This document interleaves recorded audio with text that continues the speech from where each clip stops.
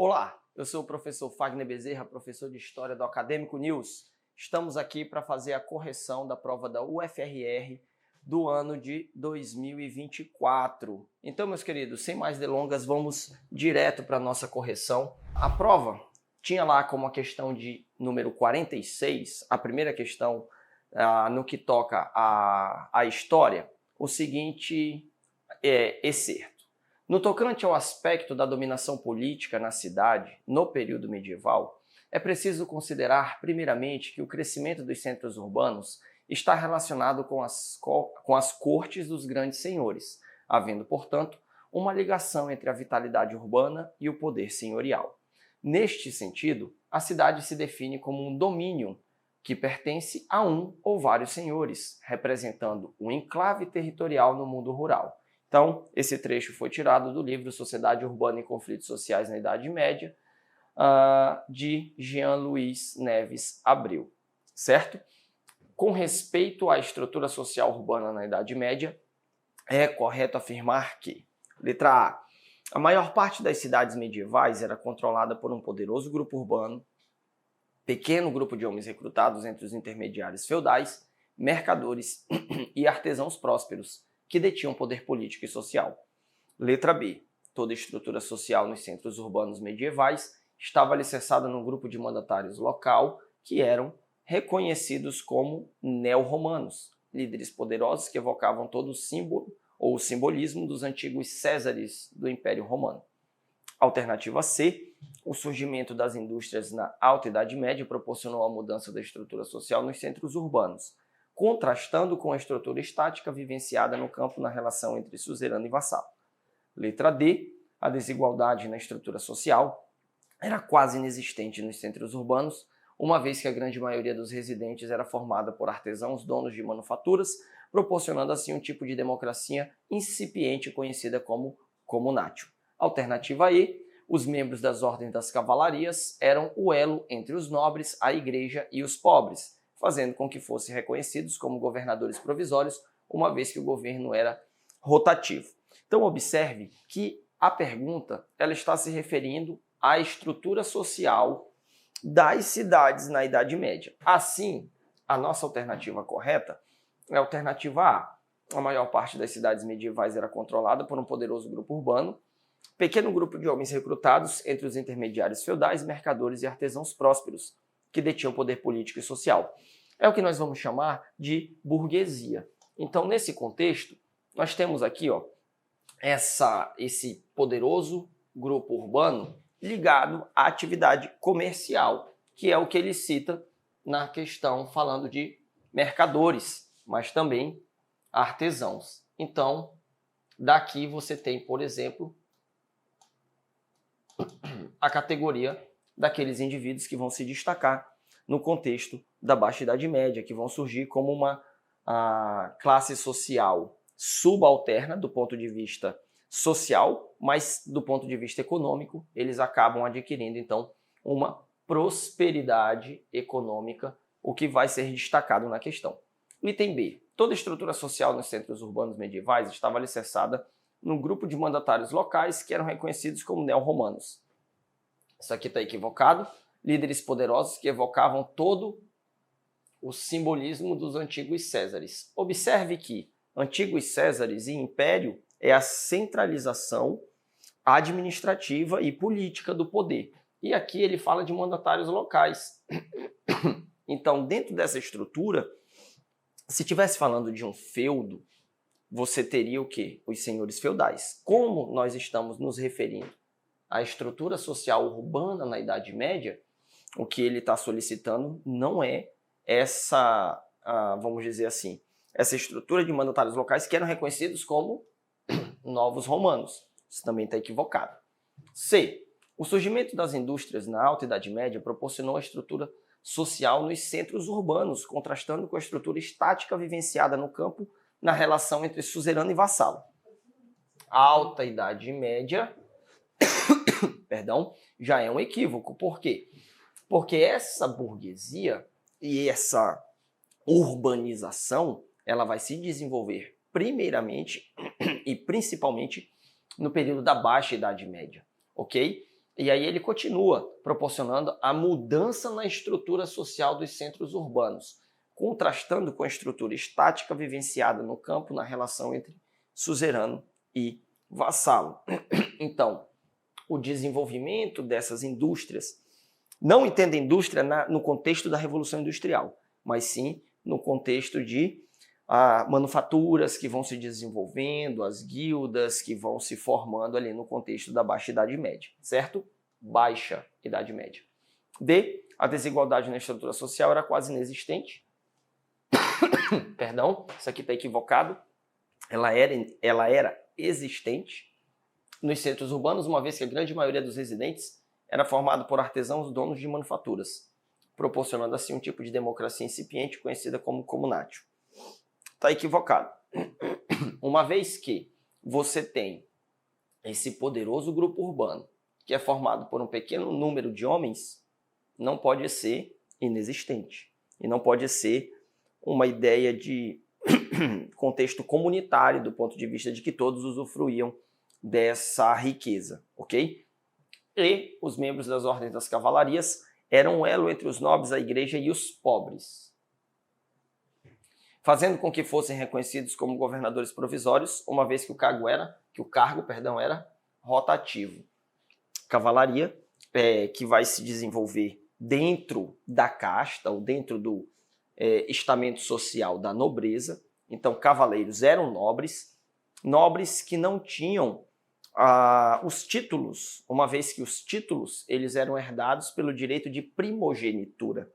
Então, geralmente eram cavaleiros, segundos, terceiros, quartos, quintos filhos de nobres, certo? E desde crianças eles iam se preparando para servir tanto a nobreza como a igreja, ok? Então, não era rotativo. Esse preparo ele vinha desde a tenra idade, desde a infância e, vamos dizer assim, permanecia ao longo da sua trajetória. Lembre-se que no contexto da Idade Média, a nobreza era formada por aqueles que lutavam. Então, aqueles que lutam fazem parte da nobreza. Aqueles que oram fazem parte da igreja. E o terceiro estado, né, os camponeses, são aqueles que trabalham. Ok? Tranquilo? Vamos passar então para a próxima questão. Passando agora para a questão de número 47, ela traz o seguinte enunciado. Os micênicos chegaram à Grécia em 1600 a.C. e por volta de 1400 assimilaram os cretenses. Eles eram um povo indo-europeu que migrou para a região, espalhando-se por todo o território grego e chegando às ilhas do Mar Egeu e à Ásia Menor. Sabemos que os micênicos chamavam a si mesmos de aqueus. Com base na assertiva acima, é correto afirmar que, alternativa a interação cultural micênica com a cretense teve grande influência na formação do povo grego. Os micênicos organizavam-se em cidades-estado cujo poder era exercido por um rei. O mesmo ocorria com os cretenses. E estes mantinham numerosas relações comerciais. B. As constantes tensões existentes entre os micênicos e os cretenses resultaram nas denominadas guerras púnicas, onde a vitória dos micênicos fez com que houvesse a subjugação dos cretenses, sendo estes assimilados em sua cultura e economia. C. Quando os micênicos entraram em guerra com os povos da região do Peloponeso, contaram com a ajuda dos cretenses. Inicialmente, arregimentaram mercenários, mas por decisão da corte de Creta, a ajuda foi definitivamente oficializada, estreitando a amizade entre os dois povos. D. A união entre Micenas e Creta foi fundamental para a superação das dificuldades de produção agrícola que a região vivenciava em função de fortes secas causadas por mudanças climáticas ocorridas na antiguidade. E Alarico I, o rei de Micenas, foi tido como responsável pela aproximação política e cultural com Creta, quando este se casou com a herdeira do trono cretense, a princesa Hestia. Esta união foi fundamental para a inserção de importantes cidades-estado na região do Sarônico. Queridos, vamos lá. Então, olha só. Nessa questão de número 47, o nosso gabarito é a alternativa A. O que diz aqui a alternativa A? A interação cultural micênica com a cretense teve grande influência na formação do povo grego. Primeira coisa, quando você pega a civilização cretense ou civilização cretomicênica, é a gênese, a origem do povo grego, certo? As bases ali, os primórdios da Grécia Antiga. Os micênicos organizavam-se em cidades-estado. Outra assertiva correta. Era uma característica da civilização a organização em cidades-estado, cujo poder era exercido por um rei e este mantinha numerosas relações comerciais. Já que era uma ilha, era como boa parte, né, da Grécia insular, era necessário o desenvolvimento dessa atividade comercial marítima. Está tudo correto na letra A. Vamos lá para a letra B. As constantes tensões existentes entre micênicos e os cretenses resultaram nas denominadas Guerras Púnicas, onde a vitória dos micênicos fez com que houvesse a subjugação dos cretenses. Guerras Púnicas é um contexto de luta entre os romanos com povos do norte africano, ok? Não é a alternativa que nós temos aqui como alternativa correta. Letra C. Quando os micênicos entraram em guerra com os povos da região do Peloponeso, contaram com a ajuda dos cretenses. Primeira coisa, quando ele estabelece essa periodização, ele está estabelecendo a origem ali da formação da Grécia, como nós vamos conceber posteriormente, com a formação das cidades-estado e toda aquela estrutura político-administrativa característica da civilização grega. Aqui ele está falando então de guerra do Peloponeso. A grande guerra, o grande conflito no Peloponeso, ele acontece muito mais tardiamente, envolvendo principalmente a Liga de Delos, ou a liderança ali de Atenas, com Esparta e a Corinto e as cidades ali que se uniram na Confederação do Peloponeso para esse conflito. Então, a alternativa C, ela também não adequa a uma alternativa correta com relação à civilização creto-micênica entre 1600 a.C. e 1400 a.C., quando esses micênicos acabaram, então, ocupando a região e, vamos dizer assim, meio que fundindo essa civilização. Ok? Letra D. A união entre Micenas e Creta foi fundamental para a superação de dificuldades da produção agrícola. Quando tange a questão da produção agrícola na região, o que nós temos que caracterizar? A principal atividade ligada à questão econômica era principalmente a atividade comercial, devido às características geográficas daquela região insular. E Alarico, rei de Micenas, foi tido como responsável pela aproximação política e cultural com Creta, quando este se casou com a herdeira do trono cretense. Isso aqui também está equivocado. Não é a união de Alarico, ou melhor, a relação matrimonial entre Alarico e a princesa Hestia, que vai formar essa civilização. Primeiro que Alarico ele nem era rei naquela região de Micenas, ok? Tranquilo? Então olha só, alternativa 47, nós temos o item A. Na alternativa 48, trouxe muita dúvida essa 48, porque ela traz, assim, para alguns, uma interpretação um pouco equivocada do que foi, vamos dizer assim, estabelecido na redação da alternativa. A obra História da Vida Privada, organizada por Paul Veyne, eles retiraram esse trecho da primeira parte do Império Romano ao ano 1000, de autoria do próprio Paul Veyne. Então, olha só. Sendo um bem que possui, na Roma Antiga, um escravo é um inferior. Ponto. E com essa inferioridade de um homem, faz de outro homem seu proprietário, um chefe.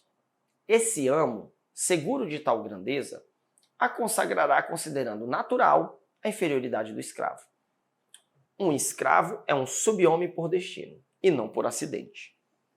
Quanto ao escravismo romano, podemos afirmar corretamente que: alternativa A realidade mais profunda do Império Romano mostra que havia escravos na concepção do senso comum, o que na verdade não havia. Ou melhor, o que na verdade havia era um grupo de voluntários que juravam servir a outros indivíduos em troca de estabilidade familiar. B. Era somente considerado escravos estrangeiros adquiridos como espólio de guerra, sendo que os filhos destes, nascidos no Império, eram tidos como livres, pois era considerado imoral escravizar qualquer um nascido dentro das fronteiras do Império. C. Os escravos desempenhavam os mais diversos papéis na economia, na sociedade, até na política e cultura, fazendo com que alguns fossem infinitamente mais ricos ou poderosos que alguns dos homens livres. Gravem essa parte aqui. Infinitamente mais ricos ou poderosos que alguns dos homens livres. Letra D. Os escravos eram excluídos de todas as atividades que envolvessem a propriedade, uma vez que estavam fadados a viver e morrer na profunda miséria, tendo apenas o seu espírito como propriedade partilhado com uma divindade, preferencialmente Júpiter. E o modelo escravista romano teve início com o cristianismo, quando os cristãos passaram a ser escravizados como punição da causa da traição. Isso aqui está tudo errado, certo? Então vamos direto aqui para a nossa correção. Melhor. A alternativa correta é a alternativa C. E aqui vamos, então, identificar o que está equivocado na A. A realidade mais profunda do Império mostra que não havia escravos na concepção. Observe que o trecho que foi retirado, ele está dizendo escravo é um inferior. Com essa inferioridade de um homem faz de outro seu proprietário. Ou seja, se é seu proprietário, ele é uma mercadoria. Ele é um sub-homem, ele é um escravo. Então, aqui está equivocado. B.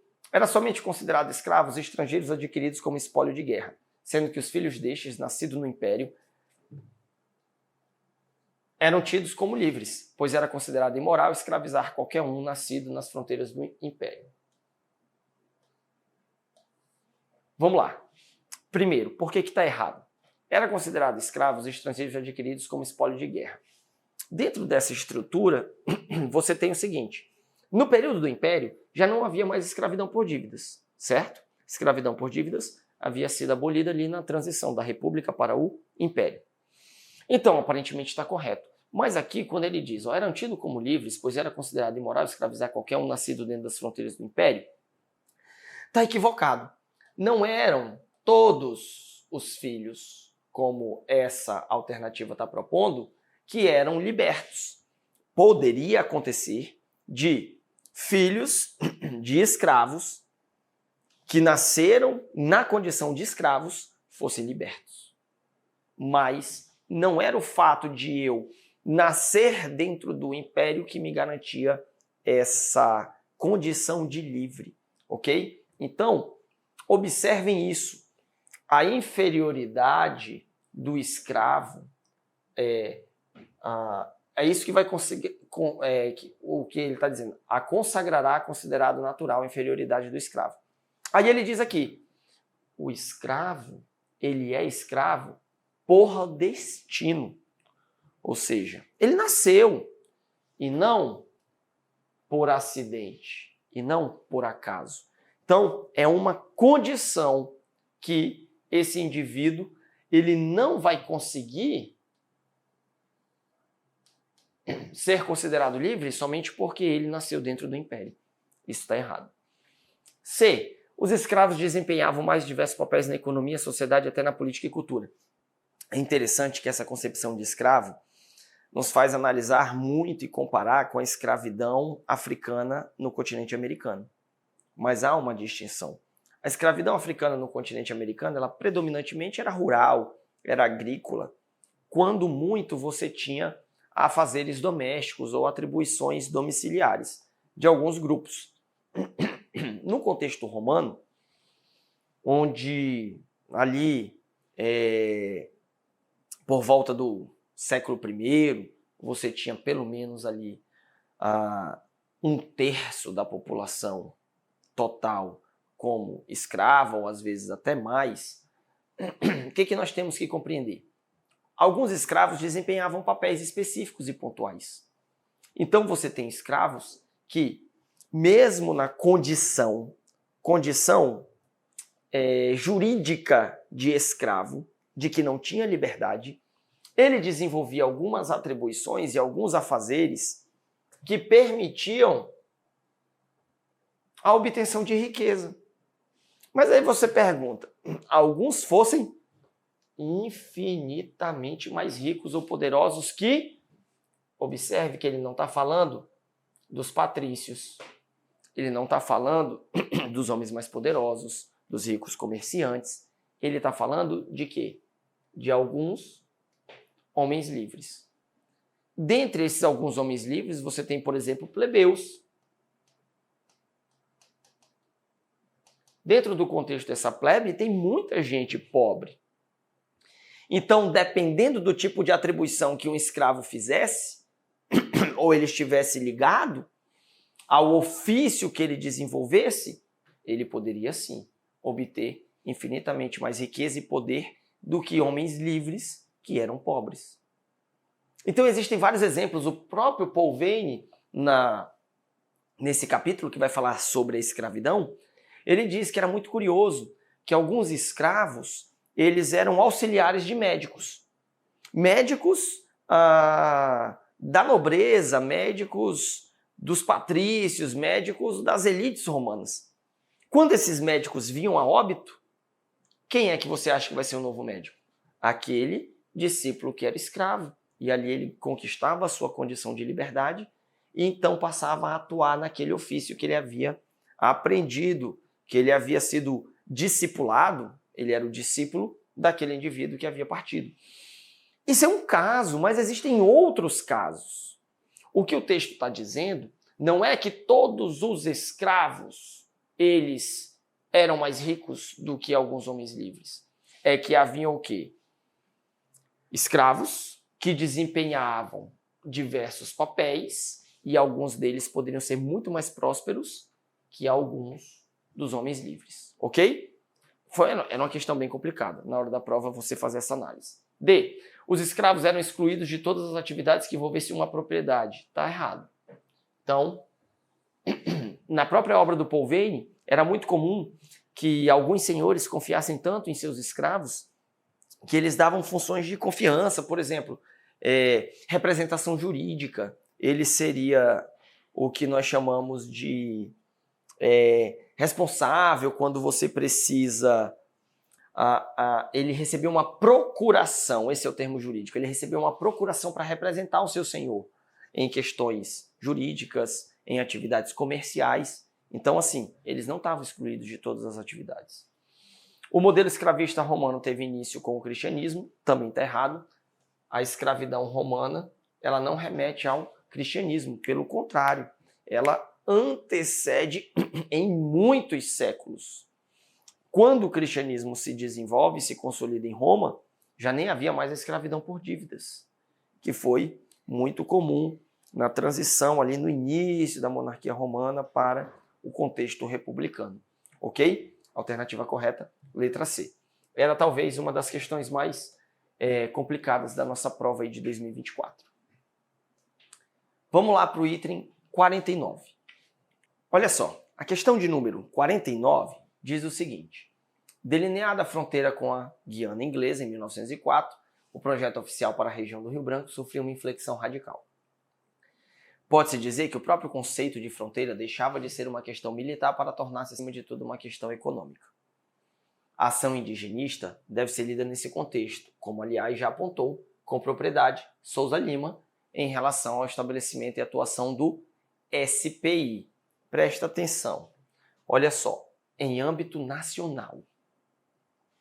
Com base na afirmação acima, é correto afirmar que A. O delineamento da fronteira em 1904 gerou tensões entre Inglaterra e Portugal, promovendo a construção do Forte São Joaquim e a atração aos povos indígenas do Lavrado a povoarem as proximidades do forte. B. O SPI, cuja criação foi incentivada pelo Marechal Rondon, foi uma organização federal que visava apenas os povos indígenas do Vale do Rio Branco e a proteção ambiental do leito do rio. C. A criação do SPI no Vale do Rio Branco foi fundamental para que se criasse a missão de visitação às aldeias, projeto que atuava por meio do clientelismo político, cujo objetivo era o que ficou conhecido como pacificação do índio. D. O Serviço de Proteção ao Índio agia por interesse econômico na vasta região que compreendia o estabelecimento dos Macuxi, o Apixana. Para tanto, criou o alistamento de indígenas para a extração de diamantes que causou a devastação ambiental do atual estado de Roraima. Letra E, o Serviço de Proteção ao Índio instala-se em Roraima no ano de 1915, através da criação de um posto na Fazenda São Marcos, sendo, portanto, um desdobramento da unidade administrativa representada pela Primeira Inspetoria Regional. Vamos lá. O nosso gabarito traz como questão correta a alternativa I. E aí cabe a gente perguntar por que a I está correta. O SPI instala-se em Roraima no ano de 1915. Perceba que a criação do SPI ela é anterior. A criação do SPI remete ao Marechal Rondon, ali no finalzinho da década de 1910, ok? Perdão, no início da década de 1910, no final da década de 1900. O Serviço de Proteção ao Índio instala-se em Roraima em 1915, através da criação de um posto na Fazenda São Marcos. É interessante notar que a Fazenda São Marcos ela era uma fazenda real, uma das fazendas fundadas pelo Lobo da Almada, lá no século XVIII, para desenvolver atividade pecuária. A Fazenda São Marcos tinha uma função muito importante. Ela tinha uma função de abastecer a população, que nem era assim grandiosa, mas que ficava representada ali no Forte São Joaquim. Então, geralmente, estava sob o comando, ou era o comandante da Fazenda São Marcos, muitas vezes o próprio comandante do Forte São Joaquim. Então, era um negócio que, com o passar do tempo, vai meio que misturar, muitas vezes, a ética entre o público e o privado. Mas isso não vem ao caso aqui na questão. E aí, está tudo correto, sendo, portanto, um desdobramento da unidade administrativa representada pela Primeira Inspetoria Regional. Observe que ele está falando que o SPI ele atua em âmbito nacional. E aí, na alternativa B, ele diz que foi uma organização que visava apenas os povos do Vale do Rio Branco. Então, aqui já entra em contradição a letra B. A letra A fala de delineamento da fronteira em 1904, promovendo a construção do forte. A construção do forte está caracterizada lá no final do século XVIII, iniciando ali em 1775, e mais, ali você não tinha ainda a presença da Inglaterra. A presença da Inglaterra na região acontece a partir do século XIX. Que conflito é esse aqui que vai culminar com a definição das fronteiras? É o conflito ligado na questão do Pirara. O imbróglio da questão do Pirara é exatamente esse que está sendo relatado aqui. Nada tem a ver com SPI. C. A criação do SPI no Vale do Rio Branco foi fundamental para que se criasse a missão de visitação às aldeias, projeto que atuava por meio de clientelismo político, cujo objetivo era o que ficou conhecido como pacificação do índio. Também há equívoco.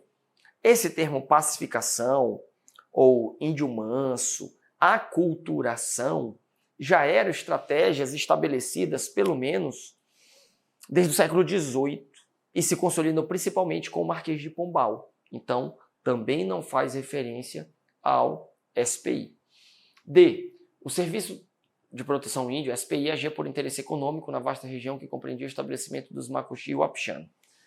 Para tanto, criou o alistamento de indígenas para extração de diamantes. Que causou a devastação ambiental do atual estado de Roraima. Então vamos por partes. Quando você tem Macuxi e Wapixana, geralmente você está pegando uma porção do território de Roraima que fica para o leste e nordeste. Então, o SPI ele atuava especificamente nessas etnias indígenas ou ele visava um atendimento de toda a população indígena da região. Segundo, criou um alistamento de indígenas para extração de diamantes que causou a devastação ambiental do atual estado de Roraima. Nós temos algumas questões aqui bem importantes sobre o SPI.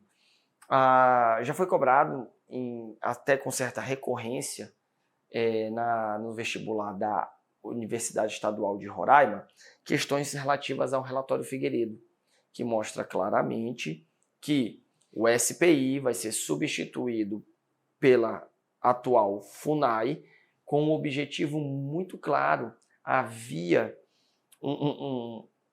uma desfuncionalidade, uma vez que esses indivíduos que eram responsáveis por fazer essa proteção aos povos indígenas, muitas vezes acobertavam, faziam vista-grossas à exploração dessa população.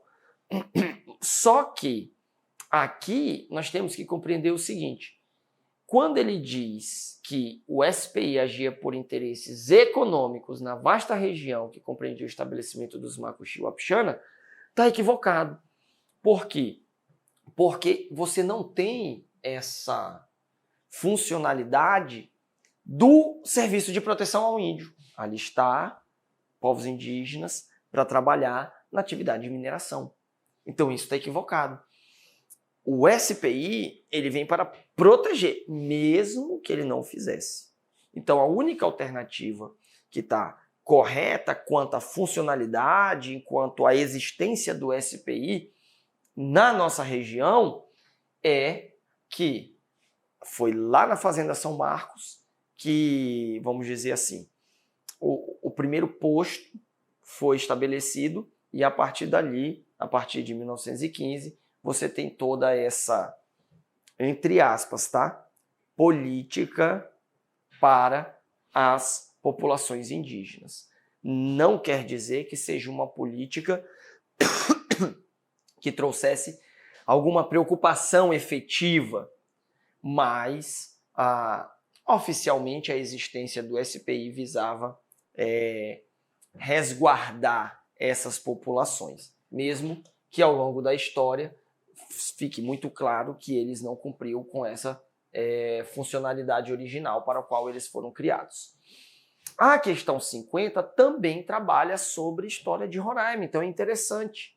Existem anos que não vem nenhuma questão, este ano tínhamos 2 questões sobre a história de Roraima. Olha só o que diz a questão 50. Desde o século XVII, os portugueses realizavam explorações na região, tendo sido uma das mais importantes, a que foi comandada por Pedro Teixeira.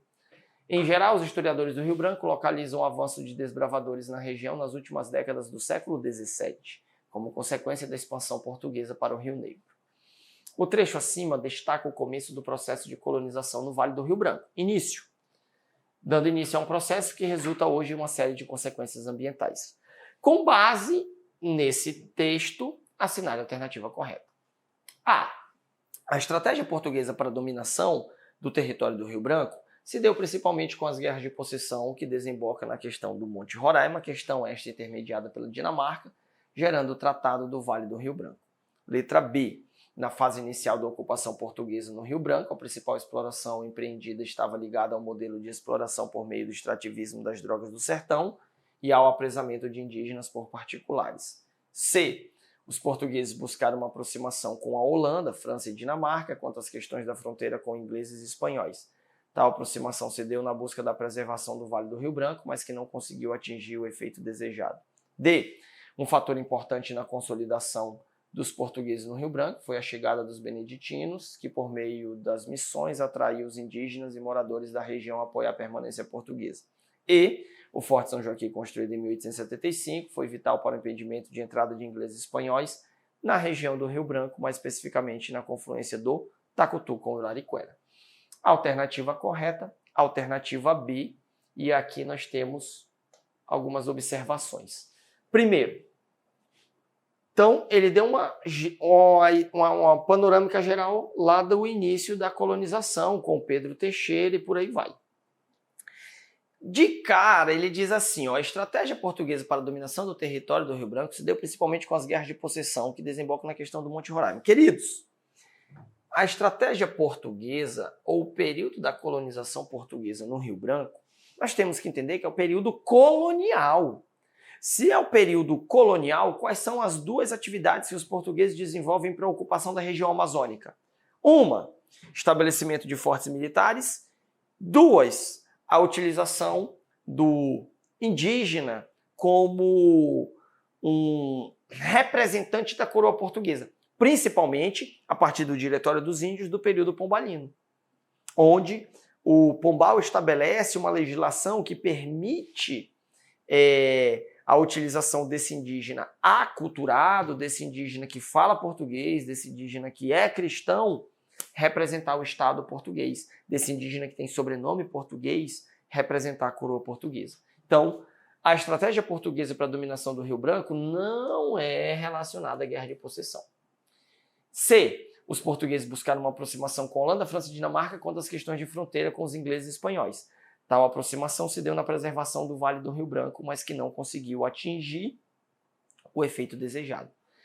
Observem que você tem um conflito relacionado à atividade ingleses e espanhóis a partir ali do século XIX, que é quando você tem os processos de emancipação das colônias americanas, então o Brasil, a Venezuela. Mas, por exemplo, a Guiana Inglesa só vai conquistar a sua independência na segunda metade do século XX, posteriormente ao Brasil.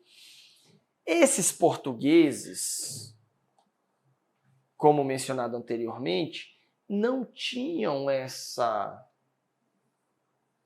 aproximação do ponto de vista de preservar o território, principalmente aqui, com os holandeses. Os holandeses eram vistos como um potencial inimigo.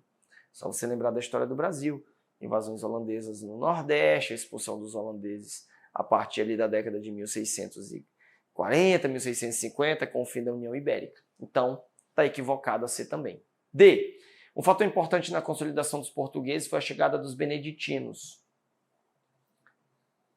carmelitas, certo? Carmelitas são a primeira ordem religiosa ou a primeira ordem de missionários que atua na região.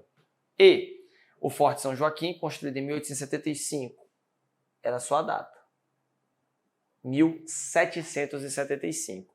Eles botaram aquela velha pegadinha ali do ano incorreto, ok? O que está correto na B? Na fase inicial da ocupação, a principal exploração empreendida estava ligada ao modelo de exploração por meio das drogas do sertão. É a partir da exploração dessas drogas do sertão e do potencial econômico que nós temos os pilares da interiorização das fronteiras. É só você lembrar lá das aulas de história do Brasil. Drogas do sertão, interiorização para a região amazônica.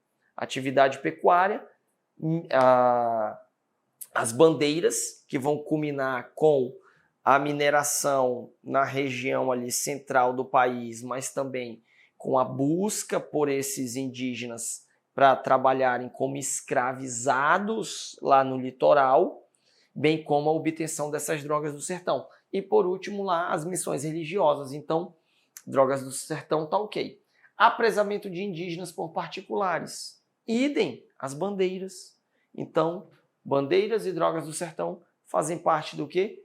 Dos pilares no processo de interiorização das fronteiras. Alternativa correta. Essa questão aí estava bem mais acessível do que a anterior, que necessitava um conhecimento mais específico sobre o SPI. Questão 51. Leia o fragmento de texto em que Paul Ferrand ressaltou efeitos decorrentes dos eventos naturais. Uma cheia do rio será suficiente para destruir em algumas horas trabalhos executados com grande custo em vários meses.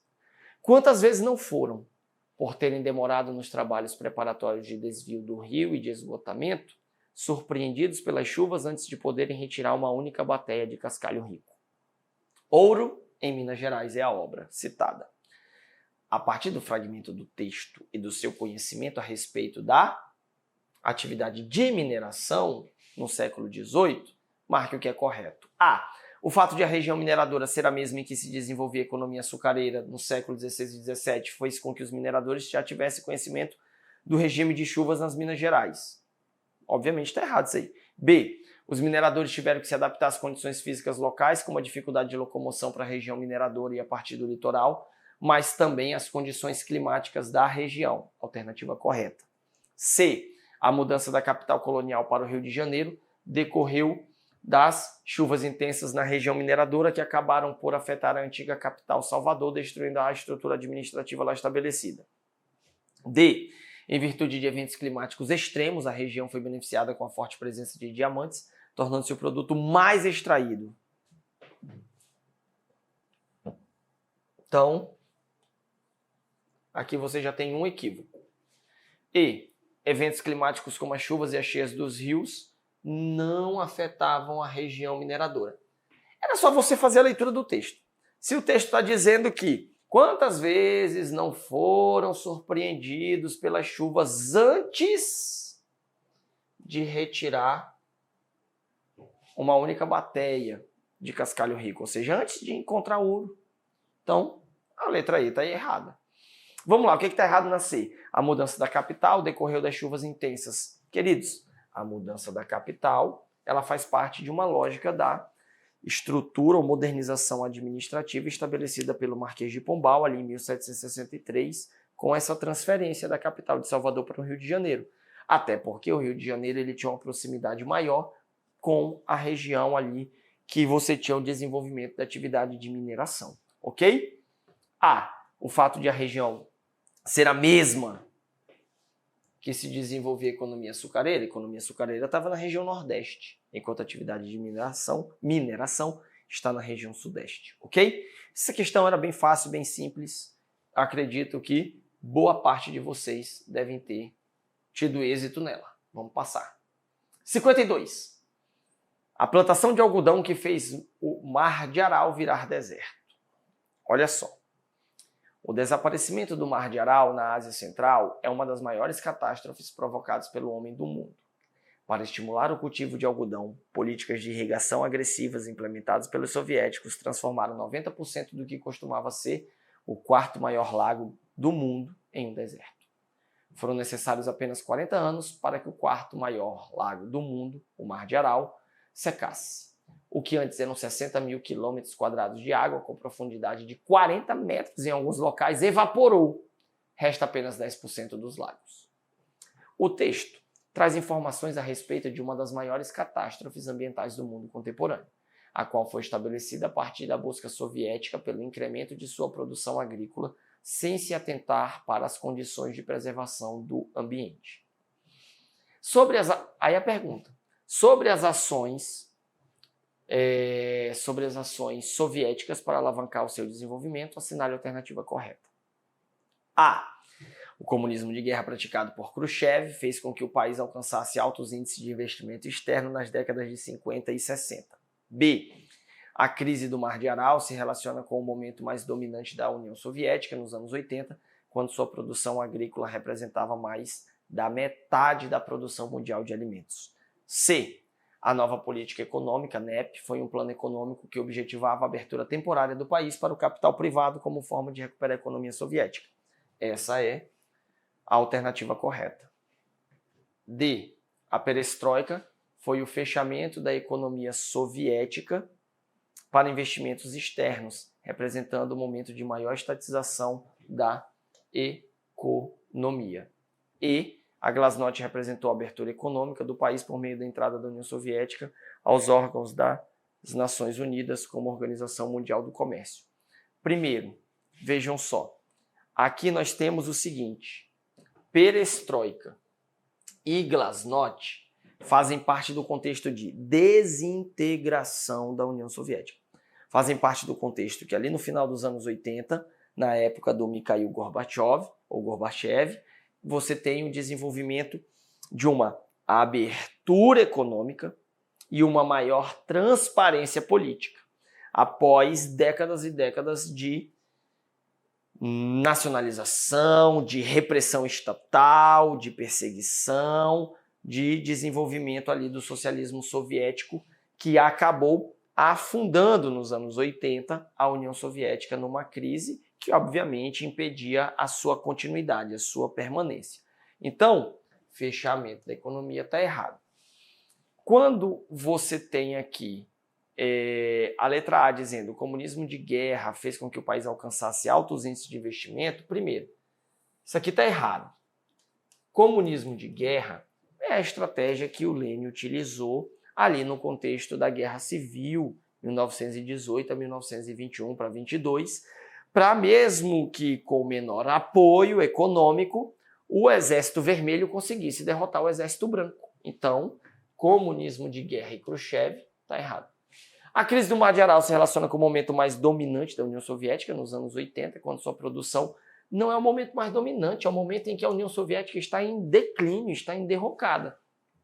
Assim como a letra E, a Glasnost representou a abertura econômica do país por meio da entrada da União Soviética na OMC, está equivocado.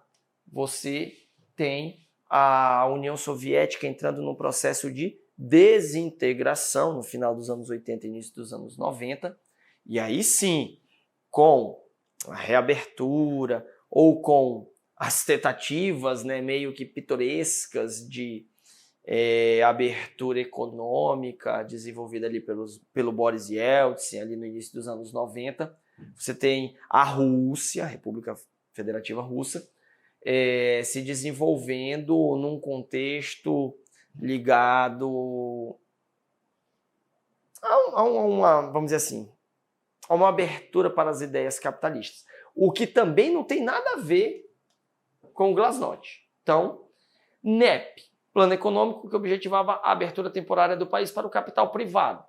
É aquela história, né? Para recuperar a economia, mesmo de um Estado socialista, o capitalismo é necessário. A partir do momento que aquela recuperação econômica acontece, ali naquele primeiro quinquênio, né, do governo do Stalin, aí você tem um fechamento, um endurecimento desse sistema econômico. Mas, de cara, era natural que após o comunismo de guerra desenvolvido para que Lenin, para que os bolcheviques, para que o Exército Vermelho vencesse aquela revolução, aí sempre recorre ao capitalismo para socorrer. Ok? Então, alternativa correta, letra C. Vamos lá. 53. Mundo mais quente pode exacerbar doenças como a varíola dos macacos. Percebam que os textos utilizados estão ligados a questões ambientais, questões climáticas. E boa parte das alternativas não tem nada a ver com isso, mas é só para você contextualizar no mundo contemporâneo. Cada vez mais, cientistas alertam para a relação entre emergências de saúde globais e a crise climática. Por redação do Um Só Planeta, 1900... eles tiraram ali o excerto, né, o título dessa... À medida que o número de infectados com a varíola do macaco cresce, cientistas de todo o mundo alertam para o risco de doenças que passam de animais para humanos serem exacerbadas em um mundo cada vez mais quente. É que os extremos climáticos intensificados pelo aquecimento global tendem a reduzir a distância entre a vida e as populações humanas, tornando encontros entre animais e pessoas mais comuns e propiciando contaminações. A doença endêmica em regiões da África atingiu neste ano mais de 20 mil pessoas em 77 países. Pergunta. No Brasil, outro tipo de varíola, a humana, foi erradicada em 1971 a partir de intensas campanhas de vacinação. Entretanto, no começo dessas ações, a série de fatores acabou resultando na revolta da vacina. Perdão, eu pulei aqui. Entretanto, no começo dessas ações, mais precisamente em 1904, o sanitarista Oswaldo Cruz estabeleceu uma campanha de vacinação obrigatória no Rio de Janeiro, que devido a uma série de fatores, acabou resultando na revolta da vacina. A respeito desse evento histórico, que evento? Revolta da vacina, assinale a alternativa correta. A. O país tinha abolido a escravidão. A alternativa incorreta. A. O país tinha abolido a escravidão e adotado o regime republicano há menos de 20 anos, fazendo com que existissem diversos grupos descontentes com os rumos políticos e sociais do governo. B.